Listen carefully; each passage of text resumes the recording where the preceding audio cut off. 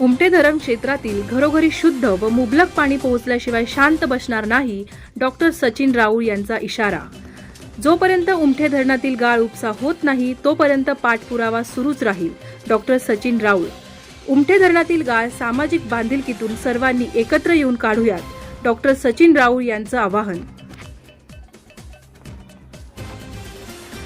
रायगडच्या अलिबाग तालुक्यातील उमटे धरण हे या परिसरातील 47 गावे व 33 आदिवासी वाड्यांची जीवनवाहिनी मानली जाते। उमटे धरण निर्मितीपासून गेली कित्येक वर्षे या धरणाचा गाळ न काढल्याने हे धरण गाळाने भरले। त्यामुळे येथील पाणी संपून उमटे धरणावर अवलंबून असलेल्या गाव वाड्या वस्त्यात पाण्याचे दुर्भिक्ष्य जाणून तीव्र पाणी टंचाई उद्भवते। त्यामुळे पाण्यासारख्या मूलभूत व जीवनावश्यक प्रश्नावर चौल जिल्हा परिषद गटातून प्रथमच निवडून आलेल्या डॉक्टर सचिन राऊळ यांनी सातत्याने भूमिका मांडून जिल्हा प्रशासन व लोकप्रतिनिधी यांचे लक्ष वेधले। उमटे धरणाचा गाळ 2 महिन्यात काढावा व या धरणाच्या देखभाल दुरुस्ती जलशुद्धीकरण योजना कार्यान्वित करण्यात यावी अशी उमटे धरण संघर्ष समिती व जनतेच्या मनातील महत्त्वपूर्ण मागणी डॉक्टर सचिन राऊळ प्रशासन दरबारी वारंवार करतायत। त्यांच्या मागणीची दखल घेत प्रशासन व लोकप्रतिनिधी यांनी भरीव निधी उपलब्ध करून देण्यासही सकारात्मकता दर्शवली आहे।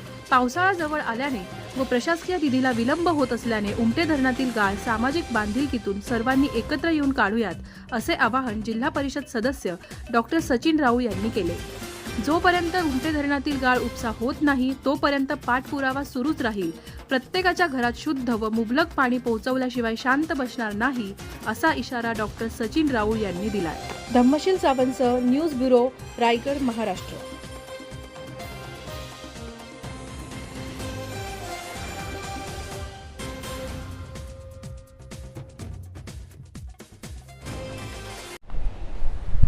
सर, उमटे धरणाच्या पाणी प्रश्नावर आपण सातत्यानं आवाज उठवताय आणि एकूणच प्रशासन दरबारी देखील आपण याचा पाठपुरावा करताय। आठवड्यातून किमान 1 ते 2 वेळा आपण उमटे धरणावर जाताय, वस्तुस्थिती जाणून घेताय आणि एकूणच हा प्रश्न कसा सुटेल यासाठी तुम्ही याचा प्रयत्न करताना दिसताय।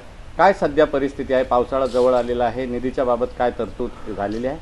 नियोजनच्या मीटिंगमध्ये जेव्हा मी हा प्रश्न मांडला तेव्हा तटकरे साहेबांनी 5 करोड निधीबद्दल त्यांनी चर्चा केली। श्रीरंग माने साहेब पण तिथे होते। पण जोपर्यंत हा मार्ग म्हणजे निकाली लागत नाहीये तोपर्यंत मी पाठपुरावा तर घेतच राहीन, कारण आता पावसाळा जवळ आलाय आणि येत्या काही दिवसात जर गाळ निघाला नाही तर हे पुन्हा पाऊस पडणार आणि पुढल्या वर्षीवर जाणार आणि पुन्हा हीच समस्या पुढल्या वर्षी उद्भवणार।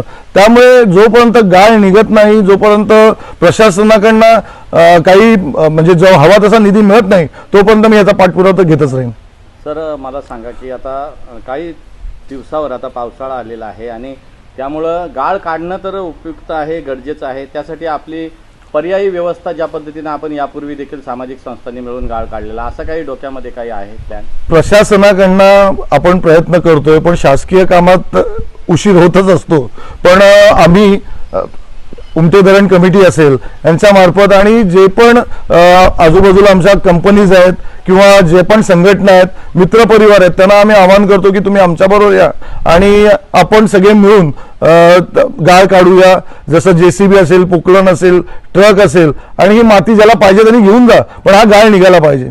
एकूणच शुद्ध पाणी पुरवठ्याची योजना असेल ती कार्यान्वित करण्यासाठी किंवा ज्या तुटलेली जॅकवेल असेल किंवा पूर्णतः निखळलेले दगड असतील आणि एकूणच जी बकाल अवस्था झालेली आहे त्यासाठी साधारणतः किती निधी लागणार आहे आणि आपण किती मागणी केलेली आहे? अंदाजित निधी 5 करोड तरी हवा आहे, जेणेकरून त्यातला गाळ निघेल आणि त्याचं काहीतरी सुशोभीकरण होईल, जेणेकरून आपल्याला त्या धरणावर जाता येईल। कारण आज धरणावर जायला पण रस्ता नाहीये आणि त्यामुळे काही आपले आमच्यासारखे जे कोणी आहेत त्यांना पण तिथे पोहोचता येत नाहीये। आम्हाला अगदी पोट तिडकीनी धरण साफ व्हावं अशी इच्छा आहे आणि माझ्या महिला वर्गाला पाणी मिळावं यासाठी मी पोट तिडकीनी प्रयत्न करतोय, पण बघूया आता याच्यात किती यश येते।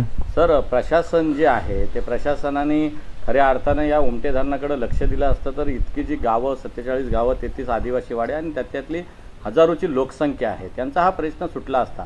प्रशासन असेल किंवा तत्कालीन लोकप्रतिनिधी असतील यांचं हे अपयश म्हणावं सर? नक्कीच मी म्हणेन हे अपयशच आहे, कारण पाणी हे जीवनाचं मेन मूळ म्हणजे काय म्हणजे पाण्याशिवाय जीवनच नाहीये। जर तुम्ही असा प्रश्न सोडू शकत नसाल तर नक्कीच अपयश आहे। काय सांगाल आता पुढची भूमिका आपली काय असणार? बघा, मला माझ्या महिला मतदारांनी किंवा माझ्या जनतेने मला माझ्यावर विश्वास ठेवून मला निवडून दिलाय. मला पाणी प्रश्न सोडवायचा आहे, तेव्हाच मी शांत बसेन.